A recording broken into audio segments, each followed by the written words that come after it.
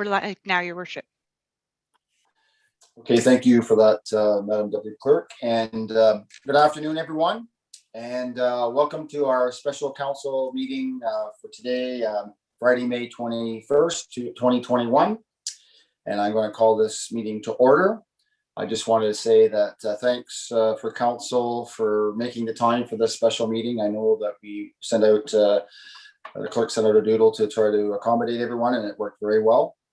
The reason for today's meeting was I felt that as responsible for information for council that I was approached from one of our presenters about coming to council. I know that they were scheduled for a delegation at our one of our regular council meetings, but I felt it was important with discussion with senior staff that our CEO that it was maybe prudent that we have a special council meeting looking at the information that they wanted to provide. So that was one of the reasons why I called the special meeting for today. And again, thank you for being part of that. We do have a published agenda in front of us that was part of our on our website for today. And I don't see any approval of that, I guess, because it's a special meeting and there's only one item that we are speaking to. So that's the meeting, that's the agenda that's coming forward. There is a section on here for declaration of pecuniary interest, and are there any pecuniary interest with the council members here today? All right, if one does arise, you can declare at that time. It is a nice warm day today, which is nice to see. So if I have a screen open, if I hear a little bit of noise, I'm sure it's the same with other ones. It's my air conditioning is the natural air system that we have in our environment. So just before we go to our delegation, Madam Clerk, we do have 30 minutes set aside for our delegation, and then we'll follow up with questions afterwards. Can you just explain, as you explained to us at the beginning, just before we started, how you're going to control that 30 minutes, Madam Clerk? Thank you, Mayor McQueen. So yes, I will be keeping a time track. At the 10-minute remaining mark, there will be a sound, and my screen will change to this with the countdown of the 10 minutes. Now, because of the screen share, you may not see it. However, at the 2-minute mark and the 1-minute mark, there will be a slight sound, a ding or a beep, which will let you know at those times, which would make this screen pop up and be a little bit of more visual. And then you'll hear a sound at the end of the 30 minutes. I may also remind the speakers at the 1-minute mark as well, if they're not catching your symbol. We'll make that note as well. Okay, and again, we will move on then. Thank you very much for that, Madam Clerk. And just before we start, we will receive the delegation and listen to their presentation. And then after that 30 minutes, then we'll have time for council to ask any questions of their wish, or also if there is some clarity from staff, we will also have it at that time as well. Okay, so now we know moving forward of how we're conducting today's meeting. I will then introduce our presenters, and good afternoon.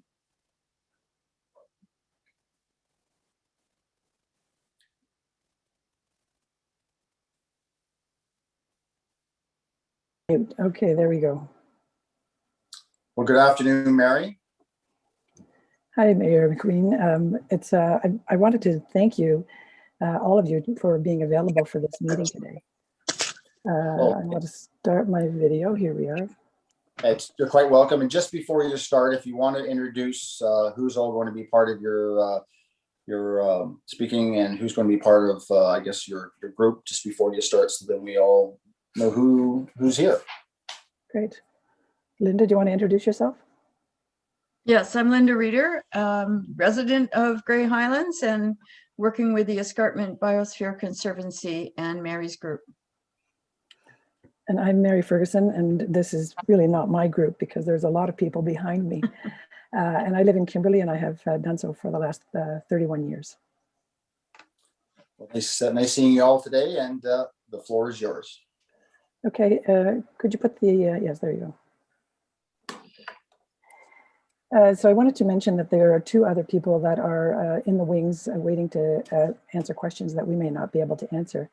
And that is Bob Barnett, who's the Executive Director of the Escarpment Biosphere Conservancy, and Rob Leverty, who is the Ontario Historical Society ED. He also has been living in Grey County in Grey Highlands since 1993. So he's been here for a long time. So I wanted to start by talking a little bit about what we're going to be covering today. We're going to introduce the Friends of the Beaver Valley, the Escarpment Biosphere, and the coalition that's beginning to form. We wanted to provide you with the results of a petition that we put out. We also wanted to provide you with some examples of sustainable economic development from other jurisdictions. And we wanted to highlight possibilities for the lands in question here. We also want to request a 3-month delay in selling the former properties so that we can develop a plan for purchasing the properties. And then we're going to move into questions and answer. So all of those items we hope to complete within the 30 minutes that we have. So I think it was late March when I first heard about the joint venture agreement. And the person who made me aware of it basically wanted to meet. So there were 4 of us who got together, and we thought to ourselves, Grey Highlands can do a lot better than this. So we started meeting, and we had a number of meetings, and there were 4 of us at that point. Then maybe a week or 2 later, we were joined by another group of people that represented 7 people.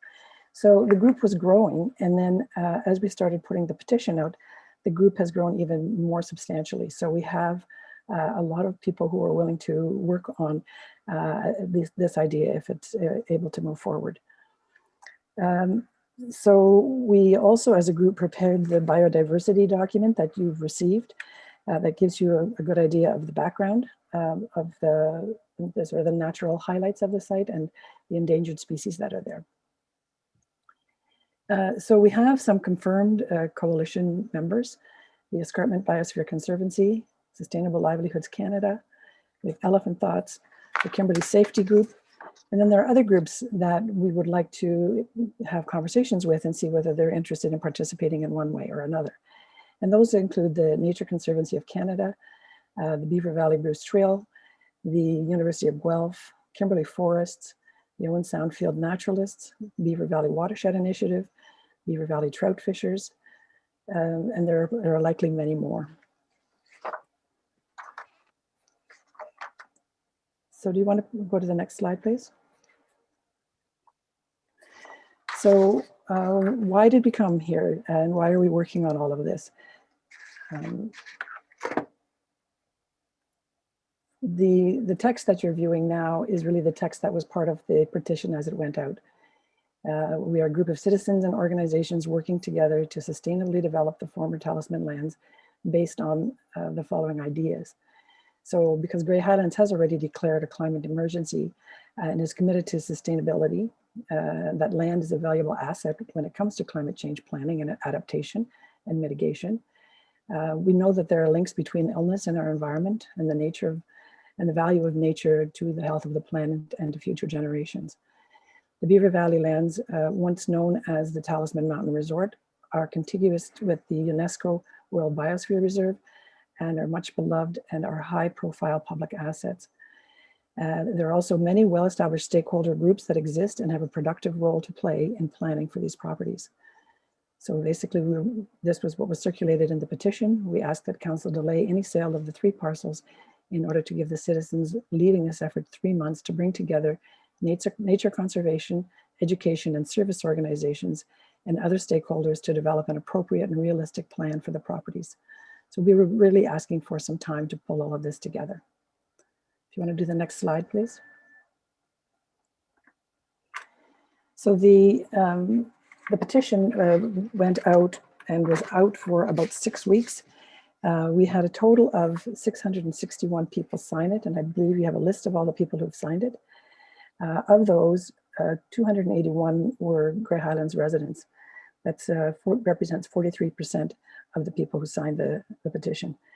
There were 222 that represented adjoining municipalities, and that represents 34% of people who signed it.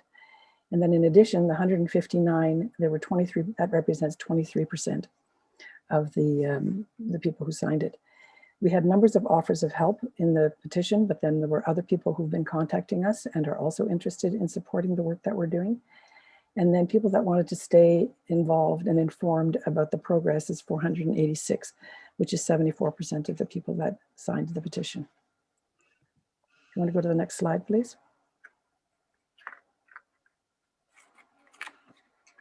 This is, I'm Linda Reeder, and I'm working with the Escarpment Biosphere Conservancy for the last year and a half. When Mary called the executive director, Robert Barnett, and asked if he could help, he did not hesitate. In fact, then he assigned me to help Mary and work in the area. And of course, what is more fun than to be working where you live, and especially such a beautiful place. The most important part of this list is the fact that EBC is the largest Ontario-based land trust agency. Over 17,000 acres, many species of conservation concern are protected, and 192 reserves. Since 1997, Robert Barnett and others that have worked with him have pulled this together. So it's not that old, but we are talking about 20 years of work that Bob has been recognized for as being outstanding in being able to work with not only private people, private landowners, but also public.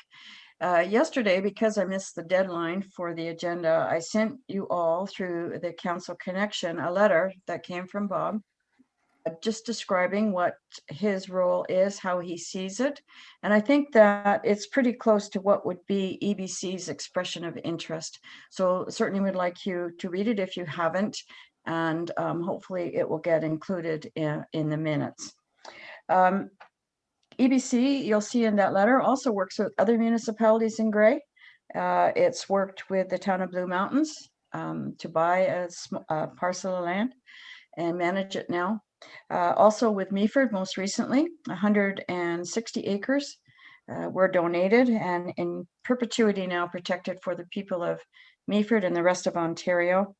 And right in Grey Highlands, EBC has 868 acres in 10 different properties, including Kimbercote, which is open for people to walk the trails and enjoy that particular property.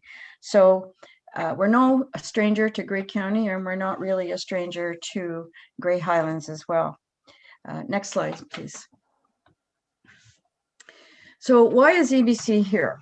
I think that EBC sees an opportunity for Grey Highlands to become, the first really ecocentric municipality in Ontario, both protecting the environment of the valley in this case, and turning it into a zone of sustainable and responsible development. That's EBC's goal. And we hope to be able to achieve that working with Mary and the other groups. But this could become Council's legacy too. If we work together and this actually happens, then you will have a value proposition unlike any other in the province. You will be recognized for what you have been able to do to maintain this land and at the same time provide opportunities for people to work in sustainable projects and for people to study here. These 4 points, by the way, product, place, price, and promotion, of which partners is one of them. For any of you that study marketing, these are the 4 P's of marketing. And I believe that if we put this all together, that you'll be able to market the township in a way that hasn't been done before. And I think, again, that gives you this unique value proposition. So if we look at what the other P's are, what can you do to improve where we live? It's absolutely beautiful. There's protected habitats there. There's not a whole lot that we can do to improve this place, but I guess we need to remember we can ruin it as well. So we need to be very careful. As it is, it's priceless in its natural value, but we have to be realistic from the point of view of EBC. We need to be able to find out what the properties are worth and then present a reasonable price. We know that these are lands that a lot of people probably would like to purchase. So we need to be able to get to something that's reasonable and at the same time accessible for us. Finally, as a part of the promotion, EBC and Mary and everyone, we're all looking for other partners in this coalition, because the stronger this coalition gets, the better we're going to have a product in the end. And so we're really looking at sustainable development from educational institutions, other partners that we've already started to talk to, and other nature-based agencies, as Mary has already mentioned. So that's why we're here. We're trying to work with you. We're trying to create a legacy, especially one that the municipality can buy into. Next slide, please. And this is not news to council, because you are already aware of the natural value of our community. In fact, it shows up in your official plan. So if you look under the vision, look at the last line there, you want to celebrate the natural heritage and the environment. And we are just trying to help you do that. If you look at tourism activities and you look again to the bottom line, you'll see that we want to again support and celebrate spaces that are related to cultural heritage and natural heritage features that should be protected for the public good. So we have an altruistic aim as well. We want to help you reach your goals by working with you. So next slide, please. Okay, so I work at the University of Guelph and have a few students do some research so that we could get an idea of other groups that are repurposing land for a variety of different purposes. So if you could do the next slide, please. So I'm highlighting 3 examples. This is in Vermont. There's a floodplains of the Winooski River. And in 1983, the property was covered in garbage and trucks. And basically, they also had a sewage plant problem. They reclaimed the land, and it's now managed by Interval Center, a nonprofit trust, and they are really committed to agriculture and local food production. And at this point, about 8% of all fresh food that's consumed in Burlington, Vermont is grown there. The organization also leases about 200 acres to prospective farmers, people who are interested in building a supply of sustainably produced food that helps young farmers who can't afford the land. And so they have 13 independent farms now operating in a cooperative manner, where they share the buildings and the equipment and the irrigation to reduce costs. And they also employ 60 people. We do know that one of the things that needs to happen on this site is that there's some economic activity. And I think this example is a good one because of the amount of employment that was created. But in addition to that, the amount of fresh food that was being produced, which means it doesn't have to be trucked from somewhere else. Next slide, please. Peterborough Green Up is actually quite well known. It's been in existence for at least 25 years. And since it started, Peterborough has been working with them and have leased land to them and provided financial support and continue to provide financial support. So if you looked at Peterborough's official plan, they have environmental objectives. And the work that Green Up is doing on their behalf actually does help them meet their environmental objectives. So Green Up provides fee-for-service programming. They provide a store, a resource center. The store carries environmentally friendly products to help people live a more environmentally sustainable life. And on the municipal lands, they have the Green Up Ecology Park. They have a native plant and tree nursery, composting, and a vibrant and treasured native plant and tree nursery, and the ecological demonstration site. You could go to the next slide, please. So Abbey Gardens is in Halliburton, and it is a repurposed gravel pit and is now a charitable development corporation. If you think about the Talisman properties, it was very good as a ski hill, but in fact, it has been scraped clear. So if you're wanting to do something there, I put this one in for that reason. So Abbey Gardens has been in existence, I think, for about 10 years. They currently have a 2-acre market garden and demonstration site with composting and hoops. They have a straw building, they have a straw bale building acting as a food hub, a community kitchen. They do food production. They have an environmental and resource stewardship. They've got a number of camps. You can hike in the gardens. There's fundraising, concerts, and dances. There's an incubator for small food-related businesses on the property. And they've incubated a microbrewery, an apiary for honey production, a fair trade coffee roastery, bakery, and a fire pizza business. And so they also sell their own products. So there's a lot going on here where they're creating opportunities for people. And in addition to that, these people are able to engage in the economy using the ideas that they thought they wanted to do something with. Next slide, please. So then let's think about what can happen here. We've talked to a lot of people over the last little while, and people have been sending us ideas. We know that ideas are a dime a dozen, but what's going to really lead things moving forward is to be able to have the people that we're working with and the organizations that we're working with provide leadership and drive the development and also bring employment to the area. So we've identified a few areas that, again, trying to organize the ideas that came forward. The environmental has to do with obviously climate change and water and wildlife habitat. So could there be wildlife corridors and rewilding? The animals are already using the property in a variety of different ways. So understanding that and being able to support that would be good. And also there can be low impact recreation. So active non-motorized recreation, cross-country skiing, lots of ideas here. We know that there has been a housing crisis in this area in terms of finding affordable housing to rent or to buy. And that problem has just doubled in size. So is it possible to explore some creative housing options? Can we look at temporary, affordable, accessible accommodation? I'm not going to go into all of these because we're going to run out of time. The other thing is looking at employment. So figuring out how to support local entrepreneurs. Looking at a made in Grey Highlands craft, artisan, or mini manufacturing space. Medicinal wild plants, live work art studios. Again, we're not making these up. These came from the people that spoke to us. Next slide, please. This is one idea that you could do on the hill is basically terrace it. This is a forest garden. Forest gardens mean that everything that's grown on in this is produces some food. Nuts, fruits, all of the plants are edible.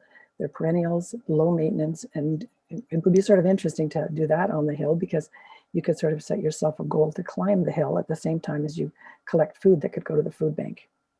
Next slide, please. So here's some other ideas. Again, we just talked about the potential of a forest garden, but community gardens, supporting young farmers through access to land, ecological farmers training, education, satellite campuses for University of Guelph, Georgian College, publicly funded outdoor education school. We've been meeting with a few people who have been working on that idea and are thinking that the Talisman properties could be an ideal location for that. A public eco center. And then wellness. We've been talking about wellness for a while around here because I think one of the ideas was to produce a spa that people could go to. People that approached us they provide mindfulness training. They do yoga and nature therapy, and someone's interested in doing a mental health diversion program for youth. So there's a lot of ideas that can happen. And as I said, ideas are a dime a dozen, but these people could potentially, if brought into the coalition, be able to move some of their ideas forward, and many of them have a link to economics. Next slide, please. So essentially, there are two possible directions that rest with you as council. Next slide, please. One is that you decide that you basically have few resources to manage this public asset and that the entire property is sold to a private enterprise as stated in the joint venture agreement for one-time maximum profit. The people we've been working with really do consider this an indication of a lack of vision and leadership by the people who we elect to be responsible for our wellness and the management of the assets that we have. Next slide, please. Direction 2. So the municipality supports and or works with the coalition to steward the property. So coalition members can be selected based on their ability to build assets in a few areas. So we can look at building the natural environment, the cultural assets that we have, the built environment, and financial. The municipality is able to manage the property for maximum community benefit, paying attention to each asset area and thereby meeting its own objectives while partnering with an engaged citizenry. This joint venture agreement has really galvanized a lot of people. People are engaged in this process and are really watching what's going on. Next slide, please. That's 10 minutes, right? Okay. If Grey Highlands partners with the coalition and gains control of all 3 properties, you'll be able to basically meet your own objectives for climate change, sustainable development, and social equity. You can act as a flexible partner. My research in this kind of development shows that it takes a little while to get the operational agreements in place. So as an early stage concept, being part of the process and supporting citizen engagement and coming up with some creative collaborative ideas. You can use corporate structures creatively. It could become a nonprofit development corporation. It could become a for-profit development corporation that's tightly held by the municipality. So there are lots of different ways of organizing this kind of initiative. You can work across political boundaries to get the support that would be needed to move this forward. And you could provide support to nonprofits and social entrepreneurs for their business development and employment that they might want to create. Next slide, please. So we have a number of ingredients for success. We've got a principled landowner and steward. EBC, as a land trust organization, would be an alternative to private ownership with a few key ingredients for success. The coalition is really central to this. A capable, value-driven coalition to creatively fit all the pieces of the puzzle together and have the capacity to identify opportunities, raise capital, put together a deal and structure agreements, work out the business model, recruit and retain coalition members, and provide basic administrative support required to sustain the effort to finalize the deal. Next slide, please. In addition to that, as a coalition, we have the capacity and willingness to connect conservationists, producers, consumers, capable community organizations, alternative land tenures, and local business into a circle of mutual interest. We have access to technical assistance and expert guidance. There are people who are offering their services to frame the legal, organizational, and sector-specific advice necessary to make a local development system work. I believe we have a viable local business model that specifies and documents outcomes and provides potential products and services. And when I say outcomes, it's a variety of outcomes. I think that there are things that can be done on this site that will make a huge difference to the things that the municipality really wants to achieve in its strategic plan. We have community support and volunteers. We also believe we have access to low-cost financing, revenue generation, and funding with the assistance of Community Futures Development Corporation and others. Next slide, please. We can look at the current value of the property, which we need to do in order to come up with something that would be a reasonable offer. But I think there's some other points to consider here. Talisman in the past was a significant player in this municipality for sure. What are the lands worth now? Well, we don't know, but I think we have to consider what the lands would be worth in the future. What can we do to make this a better place in the future? You know, there is an economic theory of highest and best use, which traditionally has meant the most money that you can get for a piece of land. And I think these days we tend to think of other values to the land. Not just a financial return, because if you consider the public lands that are already there, they have hazards, they have restrictions. Can they be protected, but also accessible to residents and others in a sustainable fashion over time? If we can protect this land into perpetuity, which is what EBC does, that is priceless. And again, that is your legacy in terms of the use of this property. Next slide, please. So basically, we need to be able to round out that expression of interest, and we need time to do it. As Mary has said, we need to inspect the buildings, appraisal, we need due diligence for all kinds of legal information, and we need to provide a proposal that is economically sustainable and practical. And of course, the coalition, we want to increase it and increase the number of people that are involved, as we've mentioned, whether they're from educational institutions, investors, and absolutely include the municipality in our coalition as we go forward. Next slide, please. So this is our request, and it's pretty much the last thing that we have to say, but I just want to tell you, there's something I thought of this morning that none of us had thought of before. I know that you had a study done and you looked at all of the different people from the community that came in and told you what they wanted to do with the valley. And we have the comments from everyone who signed the petition. I'm sure they're similar because people are passionate about the valley and Grey Highlands. And so I thought, well, the next process, having worked in a municipality, is okay, have all this information, and now we hire a consultant that goes out and pulls it all together and tells you what you should do. And I was thinking, you don't need to do that, because look at what you've got here. You've got Mary with her PhD in environmental science and countless projects successfully completed. We have Robert Barnett, who's come in from EBC, years of experience of creating nature reserves and protecting species, raising money. And besides that, he's an architect. So if we need to look at the buildings and think about the buildings, he's got some experience. We also, as you have received a letter from the Niagara Escarpment Foundation, we have their support too. So this is quite a team. And I'm no slouch either. I've got some economic development background and have lived in the community for a long time. And working with Bob, I've learned a great deal about how we can move forward and really create something important and sustainable in Grey Highlands. So again, our request is simple. We want to postpone any decisions for a sale for a few months, and the Escarpment Foundation suggests the same thing. It says the municipality of Grey Highlands, you received this letter on May 11th, by the way, is encouraged to allow adequate time for an alternative vision for the Talisman lands. And that's all we're trying to do with the time. In the meantime, we need to make sure that the lands are protected from any kind of development at this time, because we need to build, hopefully, a conservation agreement with EBC, the municipality, and the Niagara Escarpment Commission. And we need to prepare a researched and credible development proposal.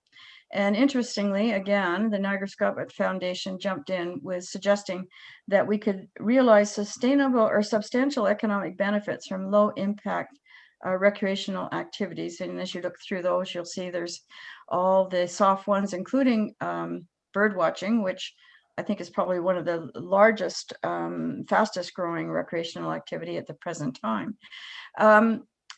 And that I know from work that's been done, these are more economically feasible than other high impact activities. And that came from Niagara Escarpment Foundation.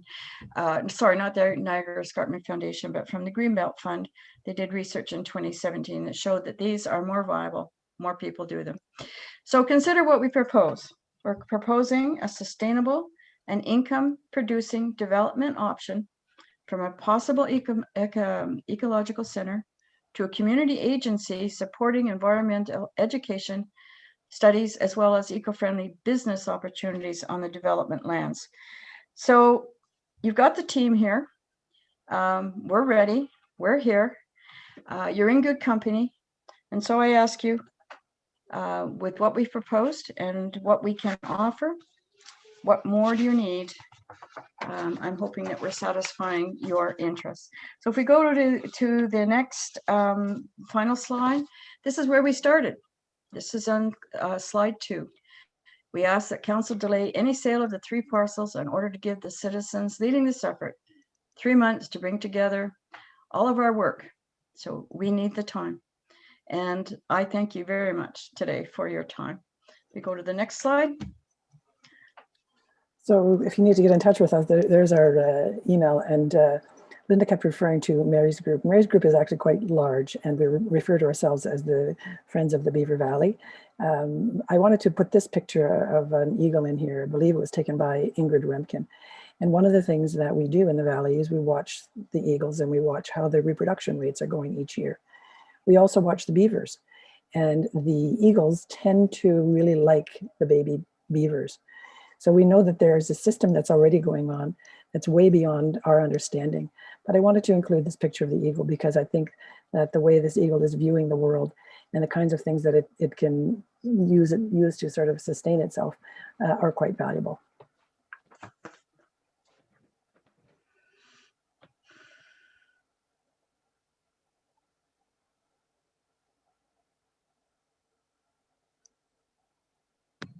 You're on mute, Mr. Mayor. You know what? There's always the first person to be called out. You're on mute, and I guess I'm with that today. I shut my video off because I had my window open and there was a noisy motorcycle went by, so I thought I better keep it quiet. So again, thank you very much for your presentation. Very insightful and certainly a lot of information that has been provided. So I guess at this point, I'm going to turn it over now for questions from council, and they may ask clarity also to our staff. And again, I want to welcome our staff here today as well, and taking the time to be part of today's meeting. So saying that, I'm going to open up the floor now for questions, and I see you have Mr. Leverty. And just for clarity now, I heard 1993, but I understand Mr. Leverty had a farm here since 1973. I can just nod if that's right or not. Yes. Okay, I just want to get that clarity because I wanted to make sure that wasn't a mistake there, but certainly from a perspective of what's coming here. Okay, so who would like to go first? Who has some questions here from council? Wow. Okay, we have Deputy Mayor Desai. Go ahead. Thank you, Mayor McQueen. Thank you for the presentation, Mary and Linda. One question that I had, and I'm looking at the document, Talisman Lands, Biodiversity and Sustainable Use. Was that submitted by the Friends of the Beaver Valley as well? Okay, perfect. Yes. So I do have a question from that. There on page 7, it references the Ontario Ministry of Natural Resources SRG study from 2009, which says 2.47 acres of land, of forest, has the highest value of $25,843. I tried to look for the study online and I couldn't find it. So I have two questions. One is if you could possibly share that study with council, if you have a copy. And the second question that I have is that a tangible benefit, or is that an intangible benefit to the municipality and the people of the municipality? Thank you. Okay, who would like to go first? I think that I can answer that, or Robert Barnett can answer it probably better than I, if he's got his, has he got his mic on? Is he here? He is here. He was here. No, he's still here. Thank you, Mr. Chair and members. I think you can hear me now. Yep, Yes. Go ahead. Okay, so there are a number of studies of ecological benefit, and the one that we like to use is something called Estimating Ecosystem Services in Southern Ontario, which was prepared by the ministry with a consultant back in 2009. So it's Estimating Ecosystem Services in Southern Ontario, and I could send you that study. Essentially, it says an acre of forest is worth about $1,800 every year in producing cleaner air, cleaner water, carbon sequestration, tourism services. Wetlands are much more valuable, something over $4,000 an acre. But that's just one study among many. There have been studies done of the Greenbelt, and this is part of the Greenbelt. So I can certainly share those studies with you. It's hard, you know, they're all, in fact, the one I was referring to was based on 100 studies that have been done in North America, and it took that and collapsed it down for use here in Ontario. So the total value of ecosystem services, which don't typically get counted in a budget, for $85 billion a year, more or less the same size as the total Ontario budget over the course of a year. So that's what the services rendered by nature are estimated to provide us as a province, as a county, as a municipality in total. Okay. Thank you for that. Do you have a follow-up, Mr. Deputy Mayor, to that response? The other, and not on the same topic, but this goes to the 3 examples that was presented. The first example, which was the floodplains of the Winooski River in Vermont, Well, actually the first two examples, the Burlington, Vermont, and the Peterborough examples. Those two are urban areas. They're cities, and they in the Burlington case, the population density of Burlington is almost 150 times that of Grey Highlands. So how is that example relevant to Grey Highlands, and how can that be put into practice in Grey Highlands?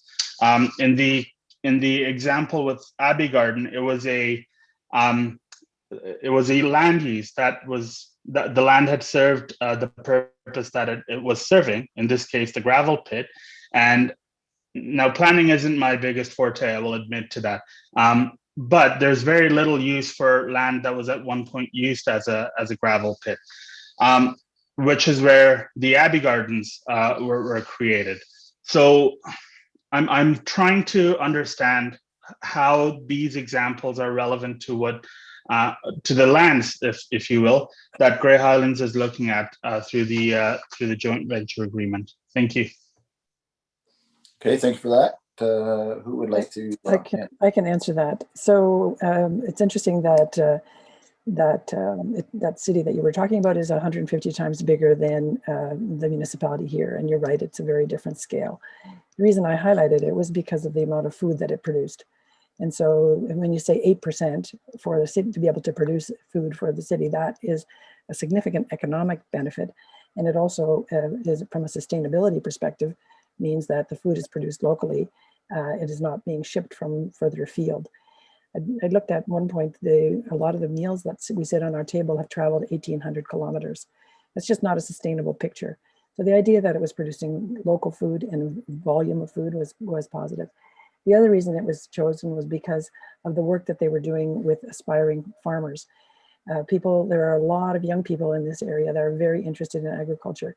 The possibility of them accessing land where they can grow whatever it is that they want to grow is almost impossible. There's an example in Huron County where there was a 300-acre farm that became a cooperative, and the farm was divided up into a number of different parcels that were farmed by individual people. And then together they do a farmer's market. So to me, that was one of the reasons why I highlighted that example, was because of the connection to food, the economic opportunities for young people. There were lots of reasons. The reason I highlighted Abbey Gardens was because the way that came together, it came together because there was, most people would think of gravel pit as not necessarily being an asset in the community. And once it was purchased, it had additional lands besides the area that had been excavated for gravel.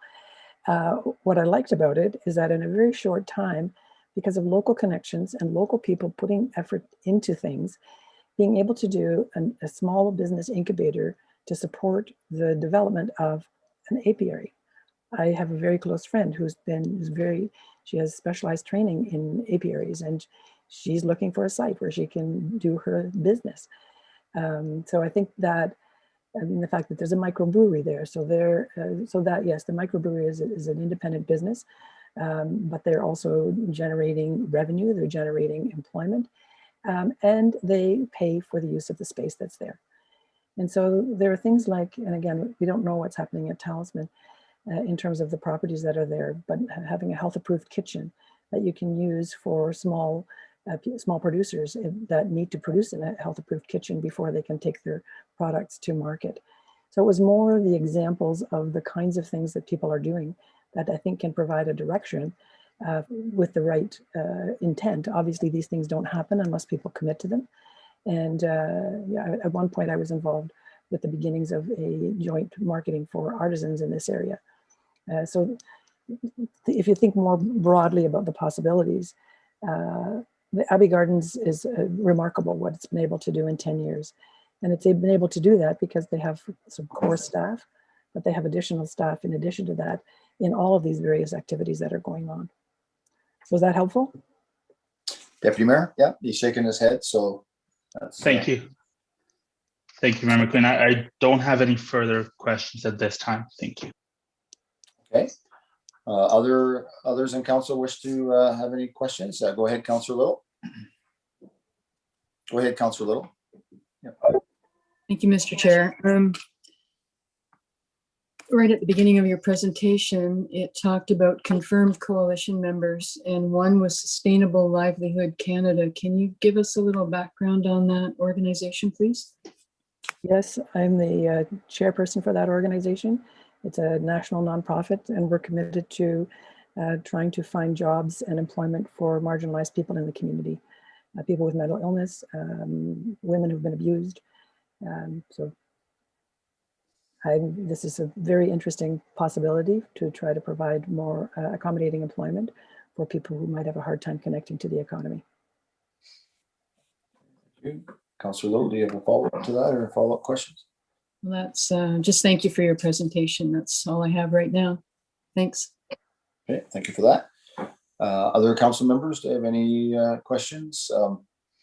Maybe while you're thinking of that, I remember, Robert, you doing a presentation at the time we were presenting the Old Baldy plaque at the Kimberley Hall, and I know you gave us quite a history lesson about the valley and the escarpment and the evolution of how the valley was created. Yeah, the Niagara Escarpment itself is very important. Yeah, and the whole reentrant valley is millions and millions of years old. Like the Niagara Escarpment itself is 400 million years old. We find fossils dating back that far from when the sediments were laid down. But this valley is ancient itself. So it would be fun to have emphasized the geological features that are found right here. I also remember hearing the stories of the valley where the time when it was being settled by Europeans, that there was still evidence of indigenous people here. And I think someone had said, or some of the historical archives have said, that there was even remnants of the teepees and stuff that were here as well. And a lot of artifacts have been found in that valley floor. I don't know if you're able to speak to that at all. Yeah, that's an area that's a little outside my area of expertise, but Rob Leverty might be able to add more to that one.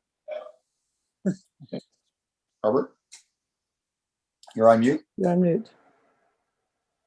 Second person. You're on mute, Robert. There we go. Good afternoon, Council.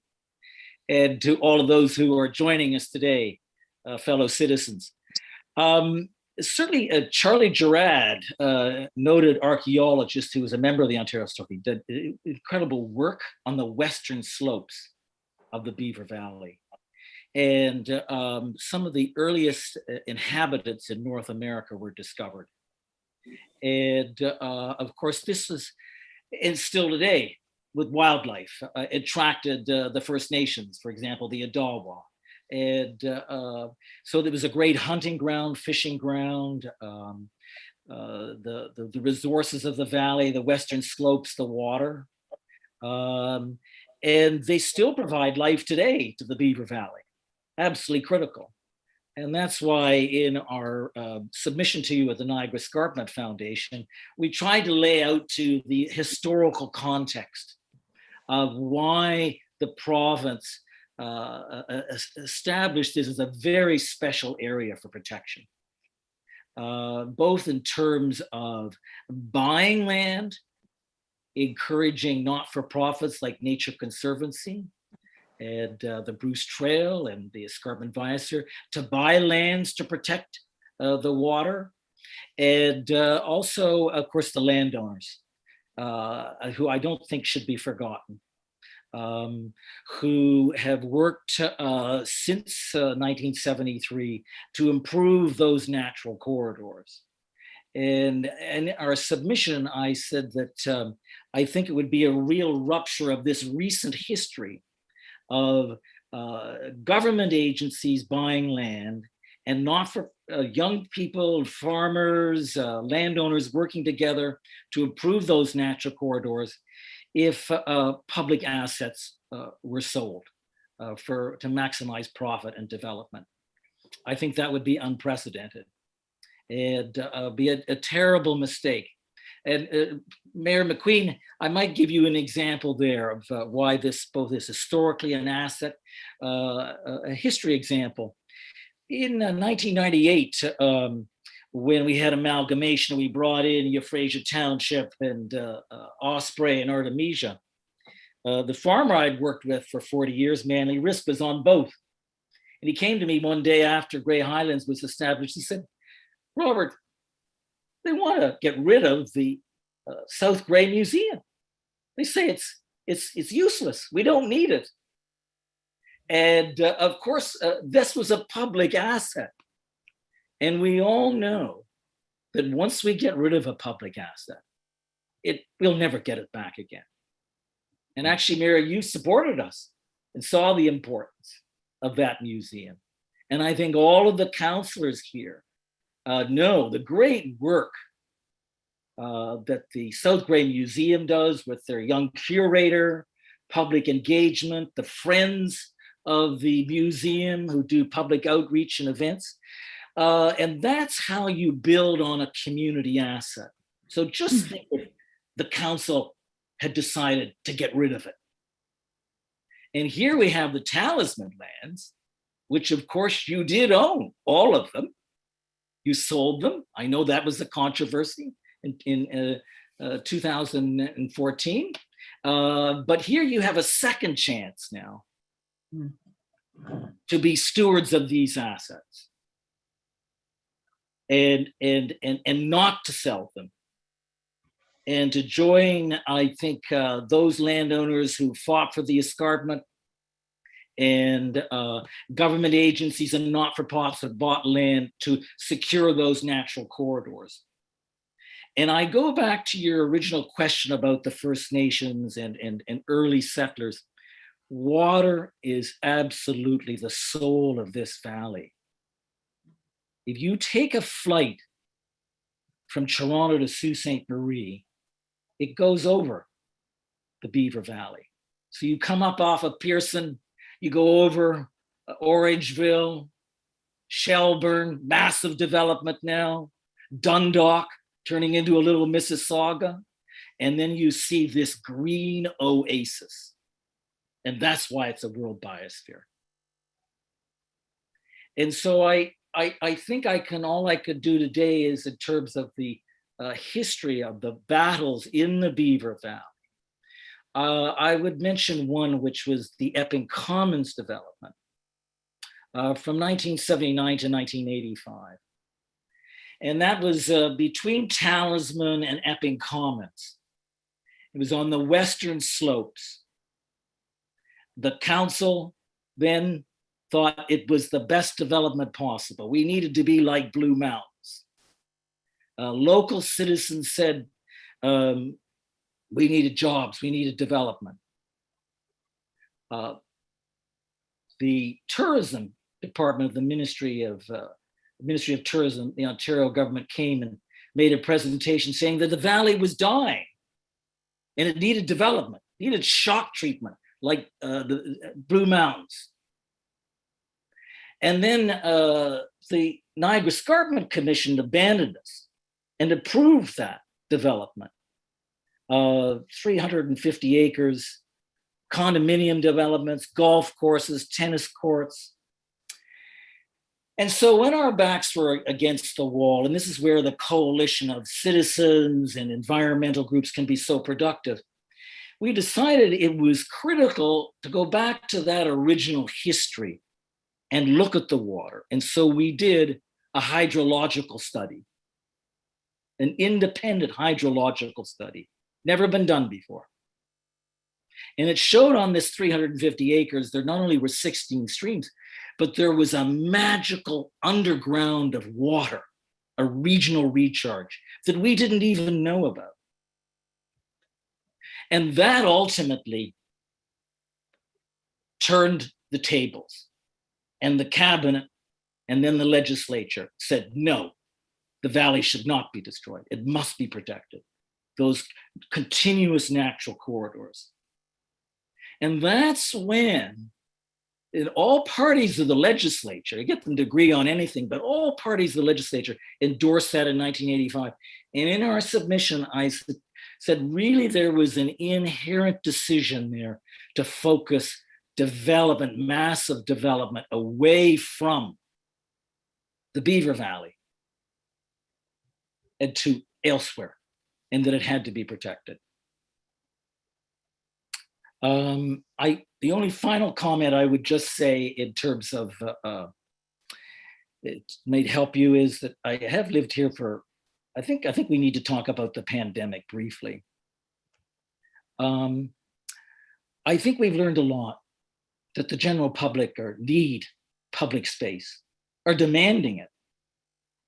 The Bruce Trail goes through our farm for the last 47 years. And for most years, you'd see Australians and New Zealanders, people from Argentina hiking the trail. But since the pandemic, it's been, we're being overwhelmed with people wanting to hike. At our mailbox, there'd be never any cars, but now every morning for almost the last year, 6 or 7 cars. People need nature for our health, and we've learned that from the pandemic, and that needs to be supported. And finally, I would say to you that in the major battles since 1973, one of them was a huge, not far from here, proposed Grey County waste disposal dump right on the brow of the escarpment. And luckily, the Ontario government decided, no, that's crazy. It would be disastrous for the watershed. If we go through all of those, in general, I think most people would have been against us. They wanted jobs and development. And what I've noticed is 2 things.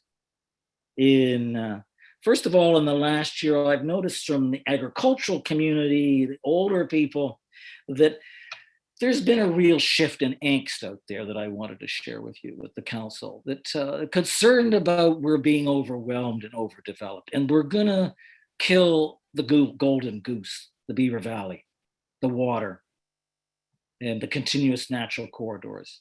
People who like to hunt and fish. And then this spring, late winter, we saw really a prairie wildfire sweep through the valley, and this new community grassroots group emerge that they're concerned about the valley. And so I would want to leave you with the council that I think that for the first time in 47 years, the general public have spoken, and they are saying very clearly, unlike in the past, that nature first is the way to go, and the valley must be protected. And on behalf of the Niagara Escarpment Foundation and all of those listening today, I want to thank you for your passion and all your work. The problem we face is the more of the Beaver Valley is an oasis, a world biosphere, the more, of course, it's open to exploitation and threat. So we're never going to win. But it's congratulations to all the young people and businessmen who've joined this coalition and realized that this is the way, nature first.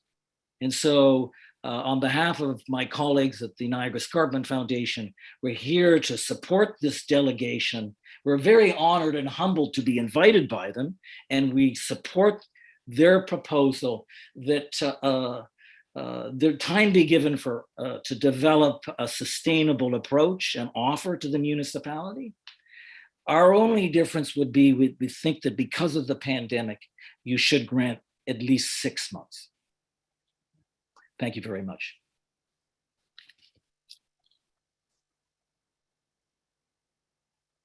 You're muted, Your Worship. That's the second time I've done that. I had a convoy of side-by-sides go by my house, and I wanted to keep the noise from being heard there. But I gave you maybe a little bit more space, airtime there, Robert, than maybe others. But I know you have a great depth of history, and I know that you spoke to a few points that I think was very important about the valley. And you and I have had conversations about those as well. And Manly Risk was was one that a lot of us had listened to over the years, and I spent a lot of conversations and discussions about Manly and that sort of thing.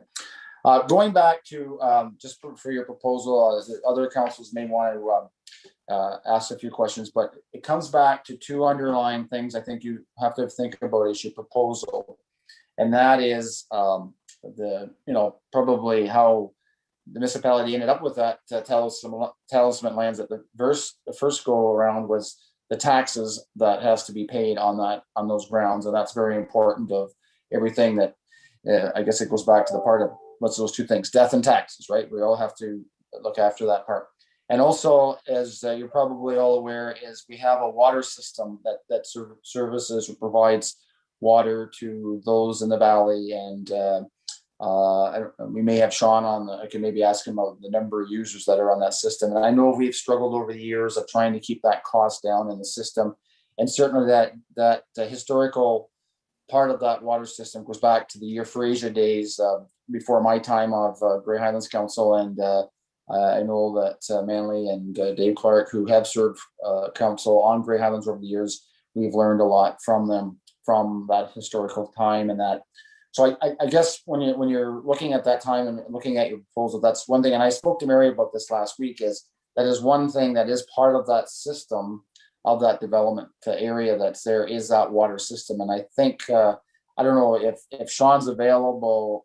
Sean, are you able to share a little bit of a high level information of the number of users? I'm sorry I'm putting you on the spot, and if you're not available to speak, I apologize. I just wondered if you were able to give some context on that system and the Talisman lands, how much of that system is the Talisman lands. Are you able to provide that, Sean?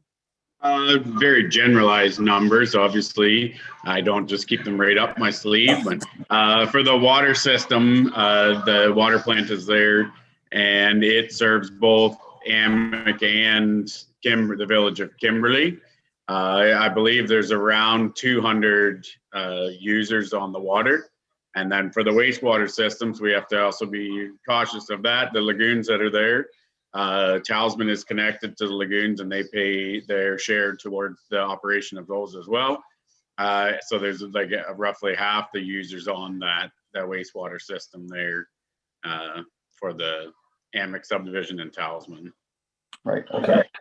And thank you for that, Sean. I just wanted to make sure that everybody was aware of the infrastructure that's sort of that's there today, that does be connected to the Talisman lands itself. And that is the main part where the lodge part are, but the lower and upper lands aren't serviced by that. But is the lower lands also have access to the infrastructure? Does it go through that part of that, Sean, or is it mostly in the center section of the Talisman lands? Well, the larger connections are for the buildings up at the top. There are smaller residential sized connections to the water system down in the area of the tennis courts. I think there's 2 separate services, but I mean, the pipes run through there, and it's very easy to connect onto those large pipes with larger services if needed at the bottom. There is nothing that extends up past the buildings other than on the private Talisman Mountain Drive there.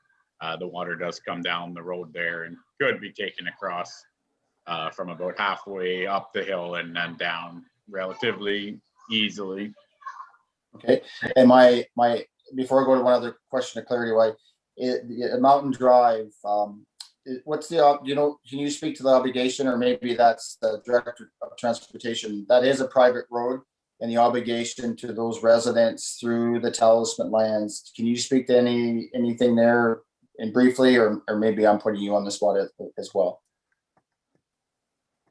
For us on utilities wise, we just have an easement for access to the water main down through those private lands, but it definitely is a private road, and the residents there had agreements with Talisman in the past for maintenance and that, but I believe it is just a private road that is maintained by the group of residents that are there.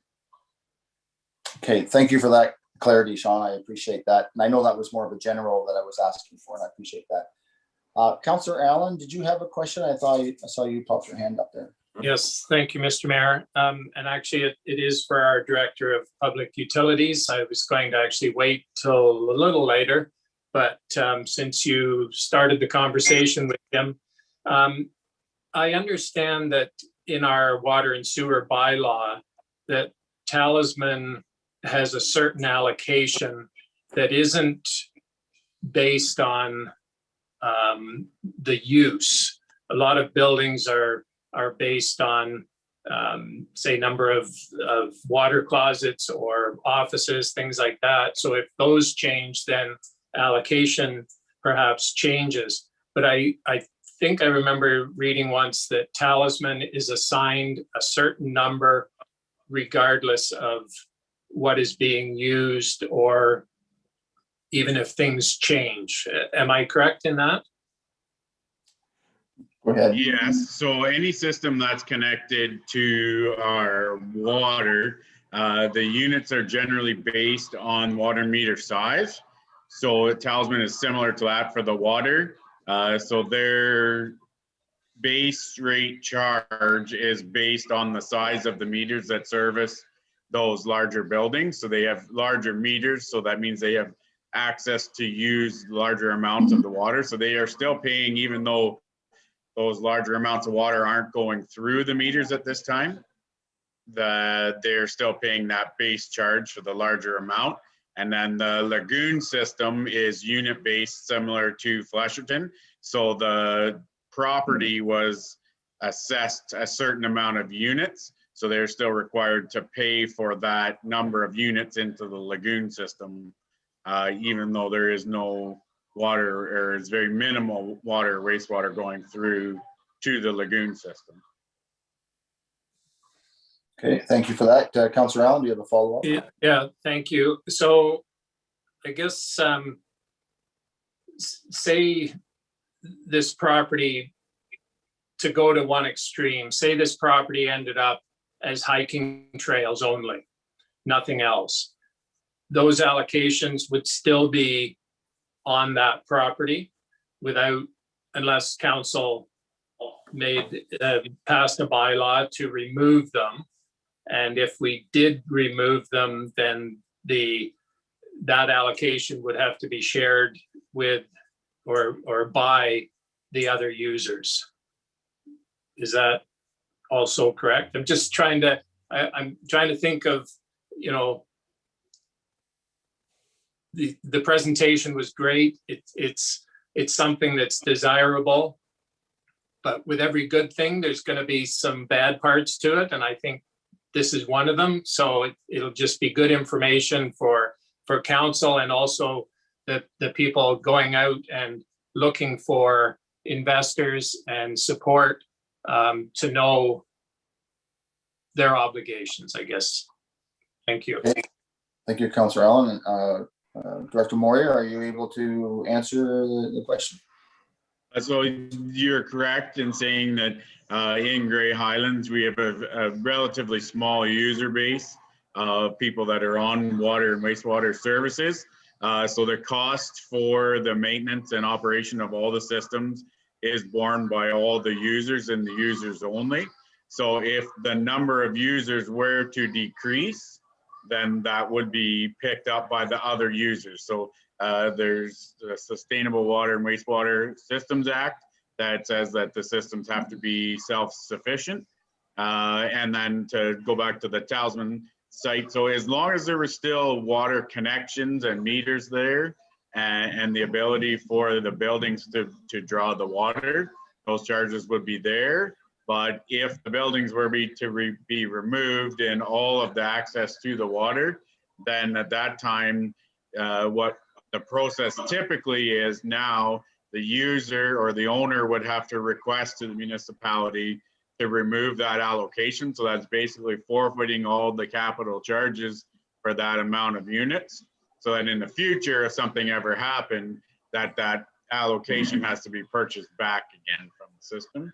So there would have to be, like you say, some sort of dialogue between the owner and the municipality on how that allocation, if that wanted to be just completely forfeited, or how that was to move forward. Okay, thank you for that, Director Moyer. Councillor Allen, you have a follow-up? No, that's fine. Thank you for that. And if I didn't know better, I would think you did have that up your sleeve because you didn't stumble at all. Thank you very much. Yes, thanks for that, Councillor Allen. And yes, Sean is quite knowledgeable on the systems. He's been with us for quite a few years for sure. I see a hand up for Mary. Maybe you have a question of clarity also. Go ahead, Mary. Not a question as much as sort of a summary of what I was hearing in the last few minutes. And we know that the financial situation for the municipality is complex and a bit of a mess in terms of back taxes that are owing, in terms of obligations for the water and all those kinds of things. I think what our group is interested in is looking at a 15 or 20-year plan. I think as a coalition, we're not talking about their if the municipality decided to basically have only hiking trails through that, that would be a decision that would need to be made. We have as part of our coalition a number of and they haven't been confirmed, some of them, but that's what we're looking for, is time to be able to confirm those. In order to be able to come back with any kind of offer, we would have to have a very detailed look at the history of the finances of this entire property, because we know that the municipality is bearing the costs of the loss. And part of the picture that we would want to put together is being able to balance that, whether it takes 5 years, 10 years, or 20 years. These are some of the things we'd be looking at in terms of the business plan. Okay, thank you for that clarity of I think it's good that this is sort of talked about today, so there's a good understanding of and I think that's maybe what you're sourcing out as well, as the complexities of the property itself, or if there are. Can't speak to taxes or systems because that's something that we as a municipality can't speak about individual properties, and that we're not to speak about that. Other questions from council? Just hang on there, Robert. Do we have any other questions from council? Okay, do you have a question of clarity, Robert?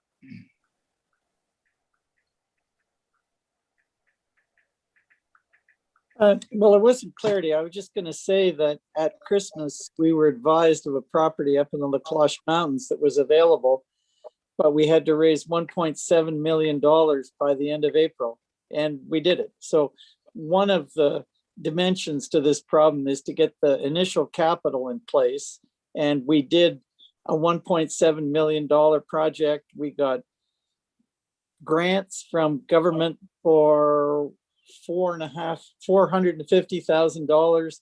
We got foundation grants for $300,000, and we raised all the rest from literally hundreds of individual donors, including some very big donations, like $250,000 from people that are interested. And it's hard for me to judge, but I get a sense that the people in the valley want to participate in that capital infusion to secure this property. Then obviously there's a second dimension, which is to make sure the tax revenue flows successfully for everybody. But I just wanted to say that it's not like we're penniless, but we need to get a plan, and we can raise money. Thank you. Basically, you say you set a goal, and then that goal is what that is. Then you look at how you achieve it. Okay. Yeah. Thank you. Okay, thank you for that. Other questions from council? Councillor Nielsen. Thank you, Mr. Mayor. Just a quick one regarding kind of what Robert was just saying too. Is the goal of the coalition to ultimately have a partnership with the municipality, or ultimately have ownership of the property? I'm just not 100% clear on that angle. Okay, thank you for that question. I'll try either Mary or Linda, or who would like to take that? Mary, you want to start? I did, yeah. I think that's up to the municipality, and it's up to the negotiations that we have with the coalition members. So it could be that the municipality becomes a member of the coalition. There are many possibilities in terms of the municipality continuing to own the property in partnership with EBC, because that does exist in some other situations. So we don't have an answer to that question yet. it is something that will emerge if we move ahead with the intent of working together. Because even to put together a proposal, we would need a fair bit of information from the municipality. And as we move that forward, making a decision about ownership structure is something that we would do together. And it may be something that it makes sense for the municipality to continue to own it and in partnership with EBC or whatever. But we can't answer that question right now because we don't have enough information. But there are creative ways of doing that. Okay, thank you for that, Mary. Follow up from Councillor Nielsen. Do you have a follow up to that? No? Okay, I think you answered that question. Councillor Allred, you have the floor. Thank you, Your Worship.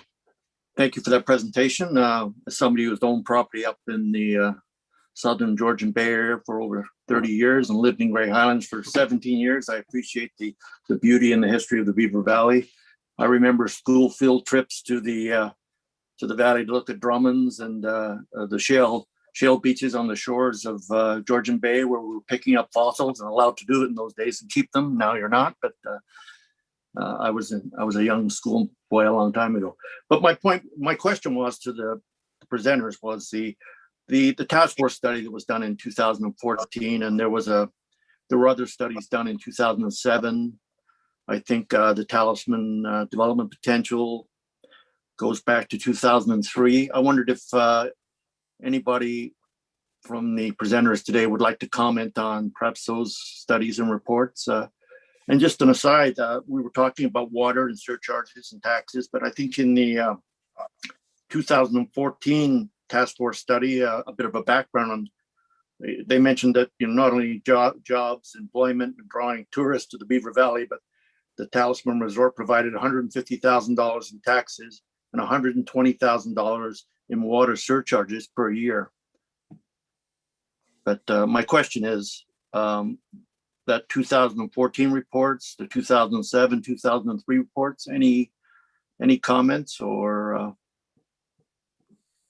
Okay, thank you for that, Councillor Allred. I think I saw Mary. Oh, there you are, Mary. Go ahead. You keep moving around the screen. Yeah, and I don't need to answer this question, but I think that the outcome of the 2014 was that something related to tourism and eco center seemed like a good idea. And that was based on 6 months of consultation, people working really hard to listen to what people in the valley and in Grey Highlands wanted. And then unfortunately, around the same time as the report was submitted, the property was sold. So even in spite of all I know a fair bit about this because my daughter was on the group that put this together. I think where we're headed, it's not such a different story. It really sort of blends ecology and education and recreation and various types of activities. So when I look back at that report, there were a lot of things in there that I think we're seeing through the consultations, through the petition. So I don't think we're that far off the mark. Okay, thank you for that. Councillor Allred, do you have a follow-up to that then? No, I didn't hear anything about the 2007 and 2003 reports that spoke about potential development. I think there was some plans back there for Fox Run and other development potential in the Talisman properties by prior councils, and that was probably the presentation by Bill Minnis, and there was a public meeting on that, I thought, with the Fox Run. I remember attending. I don't know if anybody else remembers that back around that time of a proposal. And then the 2003, is that the time of you're referring to when the zoning and the official plan came into that area, Councillor Elwood? Yeah, I mean, I've only just, it's before my time, but with the municipality, but I've looked into it a little bit, and there were some studies done, and Talisman development potential approved by the OMB in September of 2003, talked about 63.55 hectares of developable lands and 1,906 units, potential units. I mean, there's that's the and there was a DCS study that I think in March that talked about some of that stuff. I know the early days of the official plan for Grey Highlands, they did look at that area as development lands, and I know they did go with the OMB. And I think there was, between it and the Niagara Escarpment, there was a decision, and maybe Robert maybe knows, or others may know a bit more about that too, but the toe of the slope, I remember the toe of the slope, there was a certain area that gave Grey Highlands zoning control outside of the Niagara Escarpment plan, but the Niagara Escarpment plan still overlays that area as well. Is that maybe what I'm trying to piece the parts together that you're talking about? Sure. I saw Ms. Leader raised her hand, perhaps. Oh, sorry. Yep. Go ahead, Linda. Your mic is off. There you go. I just read an environmental study. I believe it was done for that particular development, and I read it from beginning to end. And I thought at the end of it that if we were to, it's probably dated, if you were to do it again, I think a lot of the conclusions would now be exceptions. I don't think that you would be able to get the kind of development that was approved then today, given the newer restrictions. So that's a non-professional opinion, but based on my own research and experience, I don't think it would stand today. Okay, thank you. And there's been a few versions of the Niagara Escarpment plan have been, I think the latest is 2017 as well. Mhm. So it has been revised, so thank you for that. Councillor Alwood, do you have anything to add before I go to Councillor Allen? No, I'll sit tight for a minute. Thank you. Okay, thank you. Councillor Allen? Thank you, Mr. Mayor. As the group is well aware, we own the lands above and below the main Talisman property. So we only have control over that. Has the coalition had any dialogue with the owners of the former resort property? Okay, thank you for that question. Who would like to take on that question? If we're not trying to put you in a box if you're not, but Linda? I can go. Bob hasn't answered, but Bob did try to reach out to them, to speak to them a few weeks ago. And they just referred us all back to Think Compass. And so that really didn't go anywhere at that point. And one other thing I want to say, we're pretty familiar with what the development area is in the area of the actual buildings. And it hasn't, Councillor Allen, you mentioned, trails. I doubt very much if that section is going to end up being trails. I think we're cognizant of the fact that we need to put some kind of development project in there to assist with the charges for sewage and so on. Just what the nature of it will be, we don't know. That's why we need the time. It could be something like an eco center if those buildings are satisfactory. Again, Robert is an architect. He can't wait to get in there and take a look and see what we could do. I mean, it's possible there could be an eco center there with some accommodation. There could be, as Mary mentioned in parts of her presentation, we could be doing some kind of development for accommodation. So it isn't beyond us I mean, it's actually part of what we're trying to do here is create something there that is sustainable and has development potential. Okay, thanks, Linda. Councillor Allen? Yeah, so obviously I was using an extreme. So the one extreme was nature trails. Probably the other extreme is a 200-room complex with spas and things like that. Hopefully we're somewhere in between, and that's quite an in between.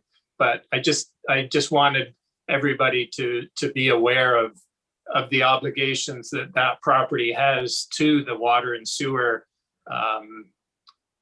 system in Grey Highlands. And without that allocation coming from that, it could very well, I won't say cripple, I guess we would get through, but it would make quite a difference. So yes, I was using an extreme, and I know, Linda, that you knew I was using an extreme. So thank you. Yeah. Okay, that's good follow through on that one. did you say Linda Robert had a comment or not?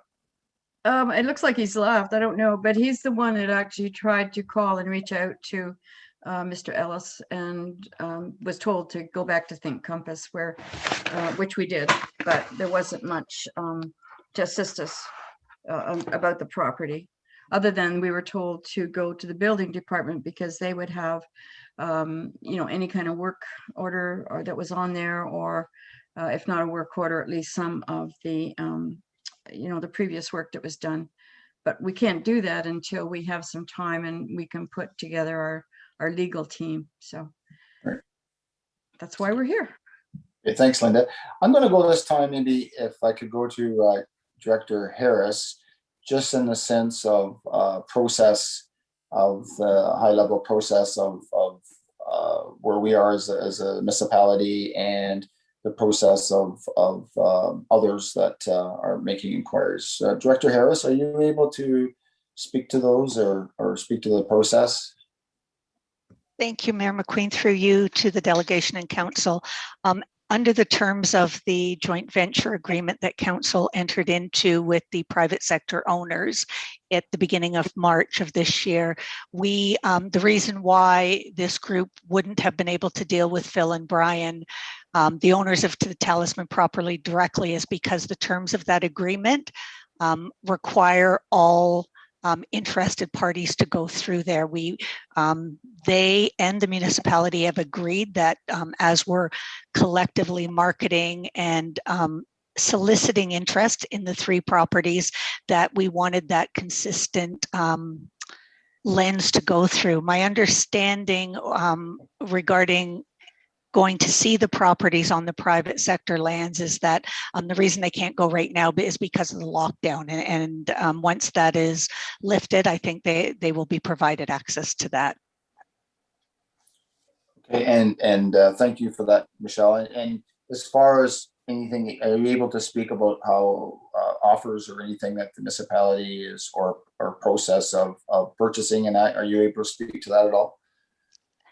So at this point, and I know this group has asked for an investor prospectus, we have not put that together yet. We, the municipality and the private sector owners, because we were in the early stages, we're just exploring what interest there might be in there, and frankly didn't want to go to the expense of developing an investor prospectus at this time. The process basically is that we are open to anyone who wants to put through any kind of inquiry, and if they want to submit anything, they are welcome to do so at any time. I know there are a number of groups besides this one who have been contacting Think Compass. We do have a tracking list of all the groups who have inquired, and we are providing them the information we have. At this stage, we have high-level zoning information. We have, access to the county maps, but we have not invested in anything, site studies or anything beyond that at this time. But we're certainly providing the information we have available at this time, knowing that the way we're working right now is that it would be up to any group or investor group or individual to do some of their own due diligence until we decide, or council decides, and the private sector group decides they want to do anything differently. Okay, well, thank you for that clarity. And I don't know, is there any questions or clarity you need from our Director of Economic Development as far as from council? I know there was that question that was asked about approaching the developers. But I don't know if any other questions there. Okay, thanks, Michelle. I just wanted to make sure that the clarity of that was provided in the sense of where we are at and our status. Okay, thanks. Any last wrap-up comments, questions from council to the providers of this delegation today? Okay, well, thank you for presenting your presentation, Mary and Linda and Rob and Robert. We understand the urgency and the importance of your presentation. And I know that when you and I spoke again, Mary, last week in my conversations with staff and the CAO, and we felt that it was maybe more prudent to have more than just 10 minutes with the of this proposal that you're bringing to us, and enables for council to have the time to ask questions on that part. Great. Okay. Thanks so much for your time, and I hope everybody has a great long weekend by staying home, I guess. I know the bugs are out. Yeah. You know, they're alive and well, and we could use a little bit of rain from a farmer perspective. Maybe other growing flowers and everything else, and we could use a bit of rain. And it's every year is an interesting year, and I better not talk about too much about the weather, because that's what farmers talk a lot about, is the weather. So anyway, thanks again for your presentation. And one last note I will say, as a young man, I remember people jumping off Old Baldy on a like a kite, or they had wings and they jumped. I don't know what you call that, kite flying or whatever. And gosh, I don't know if anybody else remembers that, but you wouldn't catch me jumping off there with a set of wings. If I can just add, I was here when the last person jumped off and fell to his death. Oh, then dear. They stopped allowing it. So it was really, the ambulance was trying to figure out how to get up there from the top or from the bottom, and it took a long time. So that's why it's not happening anymore. Okay, I didn't realize that was an outcome. I just remember as a young man that there was. I thought maybe there was some reason, and yes, that's very unfortunate that happened. And yeah, sometimes the risky stuff is not supposed to be risked. Yeah. Well, now you can watch the Eagles do that. Yes. Yeah. Well, but their DNA allows them to do it. Oh, I know, and they've got wings. I get it. Yeah. Anyway, yeah, the DNA for a man doesn't, so, or a woman or whatever. Yes, human beings. Okay. Well, thank you for that. And any last comments from council or staff? Okay. Thank you very much then for today. And again, enjoy your weekend, and all the best. I do need a motion from council to receive the delegation. Moved by Councillor Allwood, second by Councillor Nielsen. Any discussion on that? Seeing none, all in favor? That is carried. And seeing there's I guess this last comment, if there are other information that you wish to send council and staff, you're able to do that at any time. Just do that through an email or whatever, and we'll leave it at that. Anyway, everybody, we need one more motion to adjourn. Moved by Councillor Little, second by Councillor Nielsen, that we move to adjournment. All in favor? That is carried. Have a good weekend, everyone. Have a long weekend, Goodbye. kids. Thanks for Take care, everyone. Thanks, Good staff. afternoon. Good week.